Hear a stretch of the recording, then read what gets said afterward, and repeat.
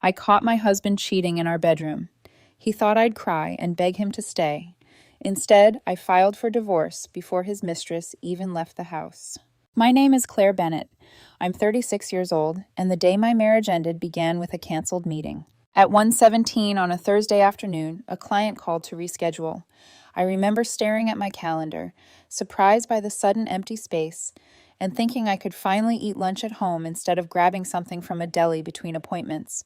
It was such an ordinary thought that I almost hate remembering it now. Ryan and I had been married for 8 years. We had routines, bills, inside jokes, a favorite Thai place, and a house I'd bought 3 years before the wedding. I thought I knew the shape of our life. More importantly, I thought I knew the man I had built it with. By 2 p.m., I pulled into the driveway. Ryan wasn't supposed to be home. That morning, he'd kissed my cheek and told me he had meetings until late afternoon. So when I unlocked the door and heard a sound upstairs, I stopped in the foyer with my keys still in my hand. At first, I told myself it was nothing. A phone video, the television. Maybe Ryan had come home early too.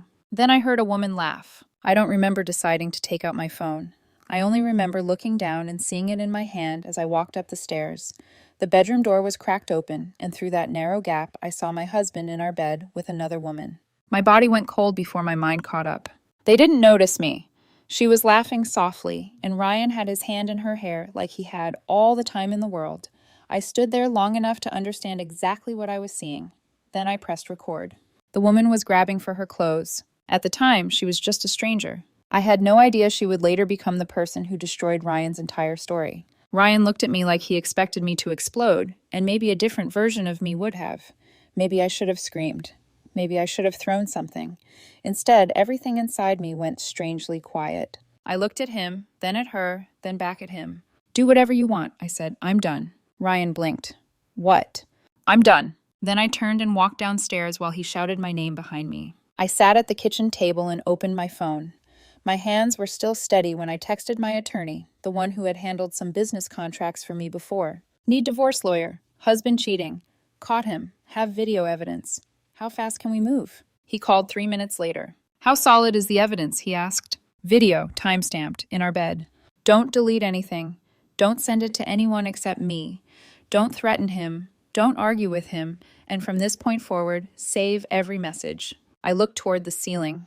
Upstairs, I could hear frantic movement, low voices, panic trying to turn itself into a plan.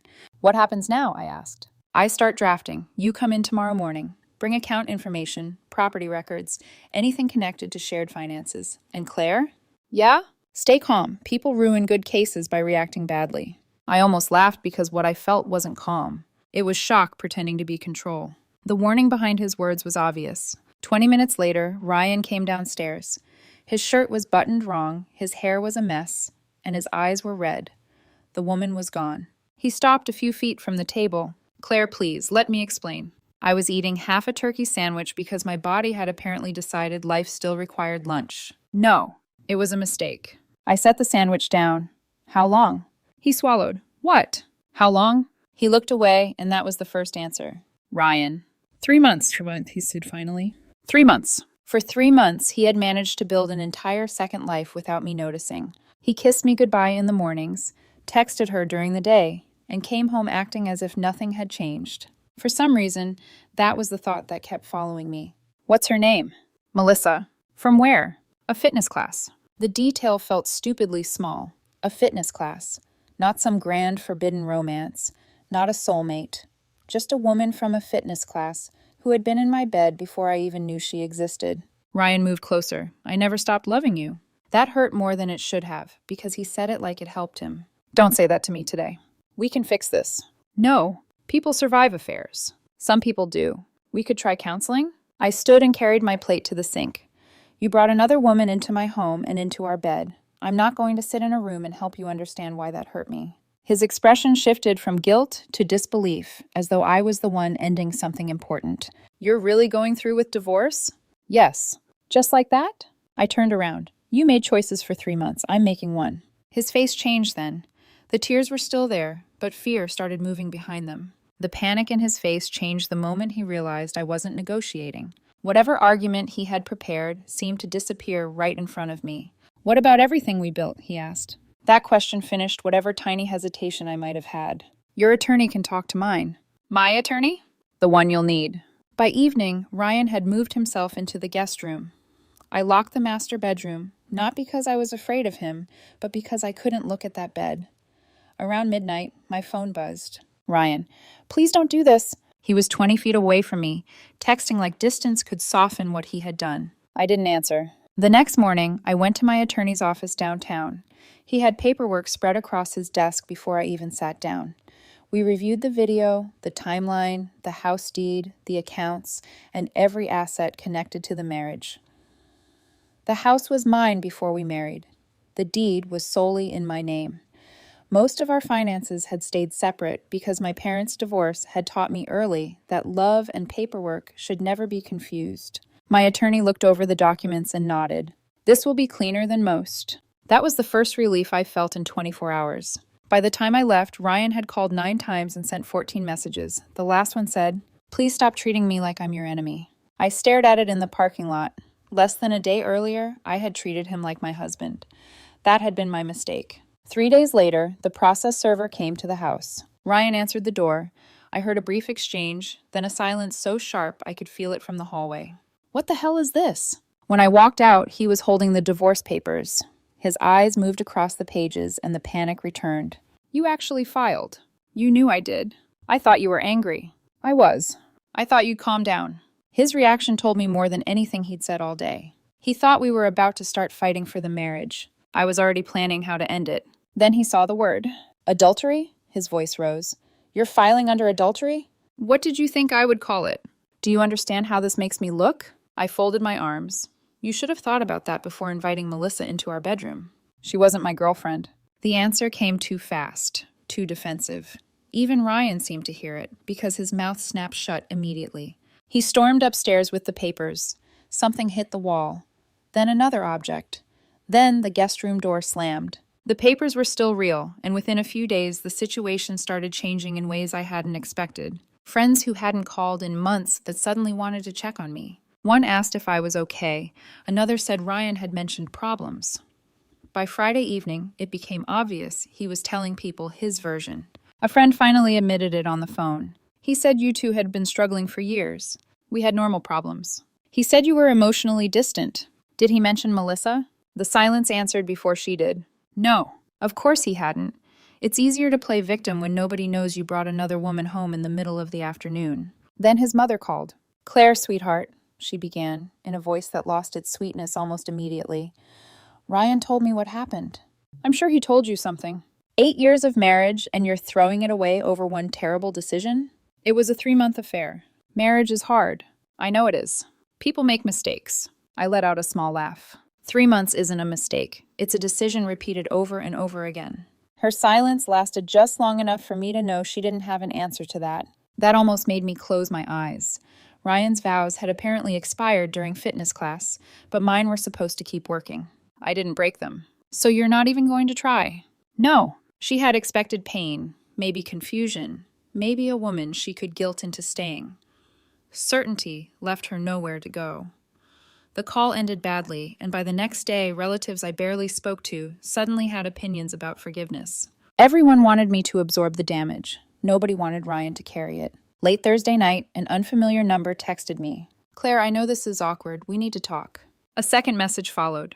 This is Melissa. I nearly blocked her, but curiosity won. Why are you contacting me? Because Ryan lied to both of us. The next message came before I could respond. I didn't know he was still fully living with you when we started seeing each other. He told me the marriage was already over. For nearly an hour, Melissa sent screenshots. Dozens of them. Ryan promising he was leaving me. Ryan saying the divorce was coming. Ryan claiming he was only staying because of finances. Every lie had a date. Every promise had his name attached to it. By midnight, I wasn't crying. I was reading. Ryan hadn't just betrayed me. He had built 2 separate versions of himself and handed each woman the one she was most likely to believe. The next morning, I forwarded everything to my attorney. His reply was brief. Save all of it. This helps. Ryan had spent days trying to make me look unreasonable. Without meaning to, Melissa had handed me the proof that he had been lying to everyone. And when Ryan realized his story was collapsing, he did exactly what desperate people do. He escalated. For 2 days after Melissa's screenshots, the house became quiet.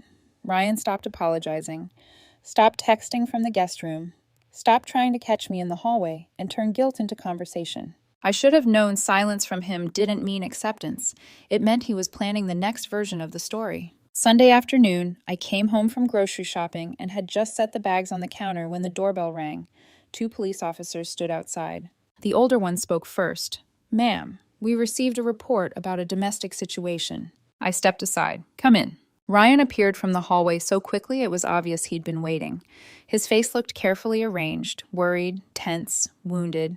It was the same performance he'd been giving friends, only now he had an audience in uniform. The officer looked between us.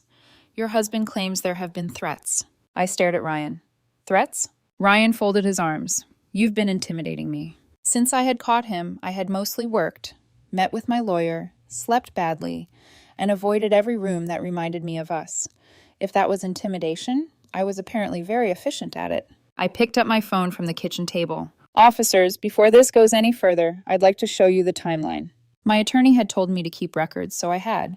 The affair video, the screenshots, texts, call logs, notes about conversations in the house, financial records, even the times Ryan had shouted from upstairs.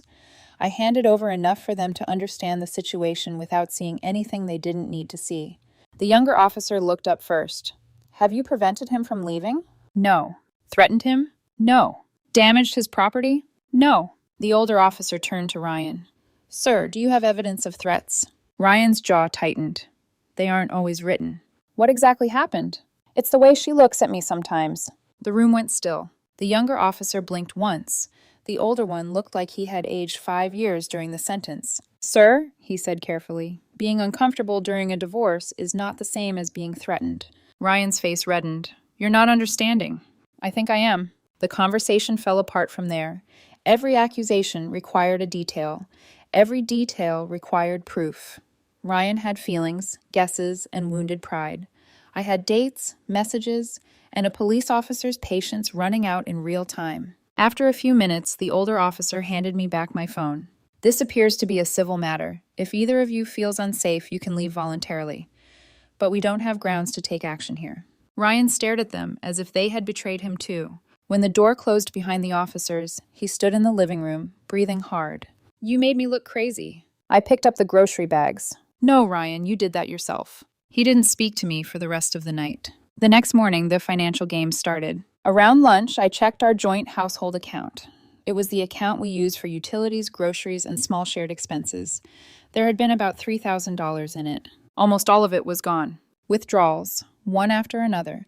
Nearly the entire balance disappeared within 48 hours. I called my attorney. "Did he have legal access?" he asked. "Yes." "Then don't retaliate. Save the statements." "He emptied it." "I understand. Judges notice financial behavior during divorce." 2 days later, my credit card company sent a fraud alert. Someone had attempted a $1,200 purchase at a furniture store. I called immediately and canceled the card. Ryan came home furious that evening. "You canceled it? My card? You knew I needed it." "For what?" "A bed." I stared at him. A bed for whatever apartment he planned to move into after cheating on me, purchased with my credit card while he was still living in my house. "No." His expression hardened. "You're financially abusing me." That phrase had the flat, borrowed sound of something he'd learned online or from someone who wanted him to feel wronged. I didn't argue. I wrote down the date, saved the alert, and sent it to my attorney. Ryan kept looking for new ways to create drama. I focused on keeping records and letting my attorney handle the rest. The closer the hearing got, the more nervous I became. My attorney believed we had a strong case, but courtrooms aren't predictable. Even so, I spent more than one night staring at the ceiling, wondering whether Ryan would somehow convince people he was the victim. The court date came 5 weeks after the day I opened that bedroom door. By then, I wasn't shaking anymore. I was tired in a way sleep couldn't fix, but I wasn't afraid. My attorney had prepared me well. "Let me speak," he said outside the courtroom. "No reactions, no comments. They're going to make you sound cold, controlling, vindictive. Don't help them." Across the waiting area, Ryan arrived with his attorney, his mother, and his sister. His mother looked at me like I had ruined her son's life by refusing to quietly let him ruin mine. His sister whispered something to him, and he nodded without looking at me. Inside, Ryan's attorney went first. He painted Ryan as a devoted husband who had made a regrettable choice after years of emotional neglect. According to him, I had cut Ryan off financially, trapped him in a hostile home, and tried to destroy him over a private marital crisis. I listened without moving. The affair barely appeared in the story. When it did, it was softened, blurred, wrapped in words like pain and confusion. Ryan sat beside his lawyer, eyes down, playing the part of a man crushed by my lack of mercy. Then my attorney stood. "Your Honor, opposing counsel has described a marriage in emotional terms. We're prepared to show the court what actually happened." He started with the video, only enough for the judge to understand. Time-stamped, continuous, filmed in my own home. Ryan lowered his head. His attorney looked at the table. Nobody argued it was fake. Then came Melissa's screenshots. The judge read message after message. Ryan claiming the marriage was ending, promising Melissa he was leaving, telling her he was only staying because of finances. The same man who had begged me for counseling had been promising another woman a future. Ryan suddenly leaned forward. "That's not what happened." His attorney immediately grabbed his arm. "Ryan." The judge looked up from the documents. "Mr. Bennett, if you interrupt these proceedings again, I will have you removed from the courtroom." The room went quiet. Ryan sat back in his chair. His jaw tightened, but he didn't speak again. My attorney moved through the timeline one document at a time. First came the missing money from the joint account. Then the furniture purchase Ryan tried to charge to my card. Then the police report. With each page he presented, the room seemed to get a little quieter. The police visit and the lack of any supporting evidence for his claims. My attorney didn't raise his voice. He didn't need to. The documents did the work. The judge turned to Ryan. "You withdrew nearly all funds from the joint household account?" Ryan swallowed. "I needed money." "And attempted to purchase furniture using Ms. Bennett's personal credit card?" "It was an emergency." My attorney lifted an eyebrow. "A bed?" Ryan's attorney touched his arm lightly, warning him not to speak. The judge made a note. Then they reached the house. That was Ryan's last real fight. The house had value. The house meant leverage. If he could convince the court it was partly his, he could leave with something. His attorney argues that Ryan had contributed to the marriage, helped make the property a home, and deserved a share of the equity. It sounded emotional, almost persuasive if you ignored the paperwork.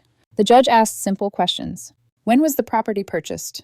3 years before the marriage," my attorney answered. "Whose name is on the deed?" "Claire Bennett's." "Mortgage?" "Claire Bennett's." The judge turned to Ryan. "Did you contribute to the mortgage?" Ryan's voice was low. "No." "Property taxes?" "No." "Major renovations? Structural improvements?" "No." His mother shifted behind him. Ryan added, "I helped choose things. Furniture, paint. We made it our home." The judge looked at him over the file.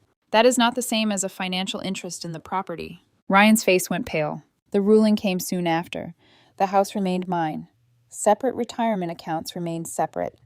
Each of us kept our own vehicle and personal accounts. The remaining joint balance would be split according to the court's instructions. No claim to the house, no alimony, no financial rescue. Ryan didn't explode. That would have been easier to watch. He just sat there, stunned, like he had believed until the final second that someone would save him from the consequences of his own choices. His mother stood halfway up. "This is outrageous. He gave her 8 years." The judge's expression didn't change. "Ma'am, sit down." She sat. Outside, Ryan's sister followed me into the parking lot. "You destroyed him." I stopped beside my car. "No, I stopped protecting him from what he did." Ryan came out a minute later. For the first time in weeks, he didn't look angry. He looked emptied out. "Claire." I turned. He stood a few feet away, hands in his pockets, eyes red. Was there ever a chance? It was the first honest question he had asked since this started. "Yes," I said. His face changed. "Before the affair, before the lies, before you tried to turn everyone against me." He rubbed his face and said nothing, and I think he finally understood that he hadn't lost me in court. He had lost me long before he realized there was anything to lose. The divorce paperwork still had to be finalized, but the fight was over. At least mine was. Ryan's was only beginning. 3 weeks after the hearing, my attorney called to say the final paperwork was complete. "Congratulations," he said. I laughed because the word felt wrong. "I don't feel lucky." "No," he replied, "but you handled it better than most people do." After we hung up, I sat in my office staring at the decree. 8 years had been reduced to signatures, dates, and clean legal language. I expected to cry when it became official. Instead, I felt the kind of exhaustion that comes after carrying something too heavy for too long. Ryan, according to mutual friends, was still telling people I had overreacted. The story kept changing. Sometimes I was cold, sometimes controlling. Sometimes he claimed the marriage had already been broken. In every version, he was still the man something happened to, never the man who caused it. Then Melissa left him. I heard about it over lunch from a friend who said it gently, like she was delivering news that might hurt me. It didn't. Apparently, once there was no secrecy, no stolen afternoons, no fantasy of rescue, the relationship lost whatever had made it exciting. Melissa realized Ryan wasn't the man he had pretended to be. I couldn't exactly blame her for reaching the same conclusion. Months earlier, I might have felt satisfied. By then, I mostly felt free from caring. Ryan's life was no longer something I had to manage, soften, explain, or survive. A few weeks later, I ran into his sister at the grocery store. We reached for the same box of tea, and both of us froze. She looked tired. "He's not doing well," she said. "I hope he figures things out." She waited, expecting more. Sympathy, maybe. Curiosity, anger. "You don't want to know?" "No," and I meant it. For months, my world had been built around Ryan's choices. The affair, the lies, the police, the money, the hearing. At some point, peace became more important than updates. The biggest decision I made after the divorce was selling the house. Financially, I could have kept it.